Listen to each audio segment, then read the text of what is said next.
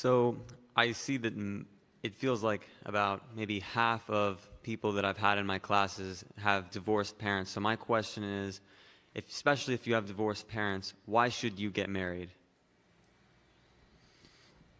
Other than misery loves company, Rabbi Friedman, do you have something to add? It is such an amazing thing. People get married.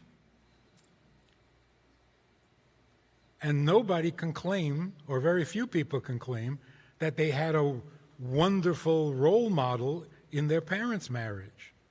And yet we get married.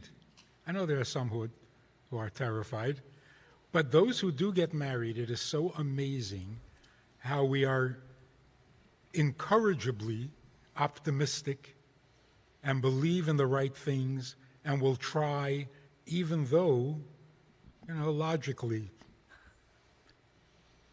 it seems like it's not working and not worth the effort. So it's an amazing thing that the human spirit can overcome. Despite what we see, we know what is right. So if you want to break it down, there are facts and there are truths. The fact is marriage is very difficult. That's a fact.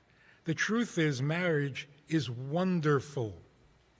So you handle the facts, but you pursue the truth. Can I add to that just an interesting observation? Men and women are diametric opposites. The whole notion of marriage makes no sense. There was a French teacher who was explaining to her class how nouns in French are different than their English counterparts, masculine or feminine. La maison is a house, feminine. Le crayon is a pencil, masculine. And then somebody, as opposed to in English, someone asked, what about a computer? Is a computer masculine or feminine? So she divided up the class between the men and the women to come back after an hour with their conclusion. And the men came back after the hour and concluded that a computer is most definitely feminine. Why? Because number one, they store mistakes in long-term memory for possible later retrieval. Number two, they communicate with each other in a language incomprehensible to anybody else. And number three, no sooner do you acquire one, you end up spending half of your paycheck on accessories for it.